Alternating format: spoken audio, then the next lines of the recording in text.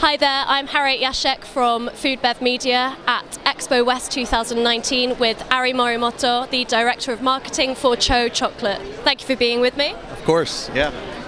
Can you tell me about how Tcho Chocolate is more than just chocolate? It's about community and Can you tell me about the flavor labs? Yeah, absolutely. So, one of the things that really sets us apart is the way that we source our product. Most people don't realize that the vast majority of cocoa farmers have never even tasted chocolate. And that's obviously problematic when you're trying to make a high-end chocolate product. So we've tried to solve that problem by going down to each region that we source our cocoa from, Peru, Ecuador, Dominican Republic, Ghana, and Madagascar, and built what we call flavor labs, which are small laboratories with everything you need to make small batches of your own chocolate.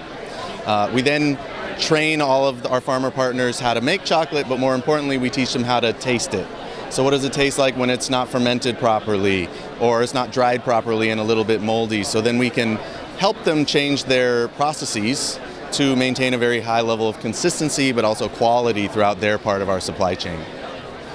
And how does this machine link into your flavor labs? Yeah, absolutely. So we build very rudimentary flavor labs. It's not super sophisticated. We put together very straightforward stone grinders like this one here with a heating element, which is actually a hair dryer. And also a thermometer that, makes sure that the temperature of the chocolate or the liquor, cocoa liquor, is where it needs to be. The reason we use rudimentary objects like a hair dryer is that in third world countries like Ghana or Ecuador, in these farms, it's very difficult to buy something that would be more sophisticated, like a really nice heating element. But it's very easy to go buy a new hair dryer and replace that. So it's very simple, but it's very effective as well. Yeah. How has Flavor Labs impacted on the rest of the chocolate sector? Yeah, so we were the first company to do this type of work in the chocolate space, I should say. People in coffee have been doing this for many years now, so we brought this to chocolate. People are now, bigger companies, other chocolate companies are starting to see the benefits of what we've done, and they're starting to replicate it throughout the chocolate growing world. We think that that's fantastic. We think that we're really focused on helping out the people that we work with, treating them with respect, paying them what they deserve. So not just a fair trade premium, but also a quality premium. And more companies doing the work that we're doing now is only going to accelerate that process, and we're all for it.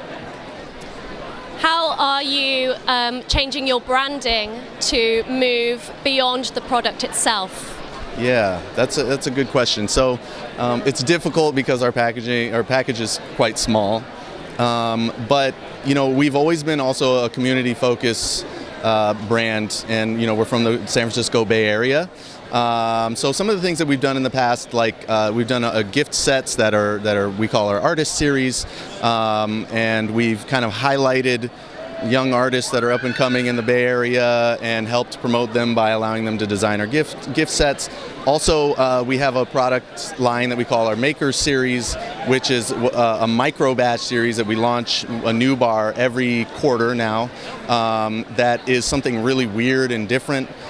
We've got a lot of ideas about where the chocolate industry could go in 5-10 years, and we want to start showing the chocolate-loving world our perspective about what that could look like. Onto your products then. What have you got on display here at Expo West? Yeah, so we're showing our whole bar line, we're showing our whole baking line. We have some really unique flavors. Tcho has kind of always been an out-of-the-box thinker and innovative. One of my favorite bars is our mint chip gelato bar. Most chocolate companies, when they make a mint bar, they're going to throw some mint essential oils in there, which is great. But we thought, how do we do something really different? And what we did was we found a really custom minty gelato. We freeze dry it, we crumple it up and put it into our 62% dark chocolate. So not only do you get a nice mint flavor, but you get this like airy, crisp crunch as well. So there's nothing else on the market quite like it. It's one of my favorites. So our two best sellers are Mochaccino Bar. It's a 47% milk chocolate with blue bottle espresso. And the other one is our Toffee and Sea Salt, which is a dark milk chocolate, 54% with organic English toffee and sea salt. How important is it to remain organic?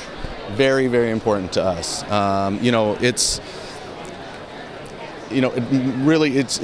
Most people don't realize that it's organic also means non-GMO. We feel like it's the movement here in the States is very strong. People really are going to be turned off by a high-end chocolate that's not organic. It's also something that we've helped some farmers transition into so that they can command a higher price for their cocoa. So it's really beneficial all along our supply chain. Can you tell me about your pouches? Yeah, sure. So we also have a line of baking products, which includes this is our drinking chocolate. It's a super, super rich European-style drinking chocolate. It is actually literally chocolate bars ground up into tiny, tiny little pieces that melt easily. You can melt it into water. You can melt it into milk.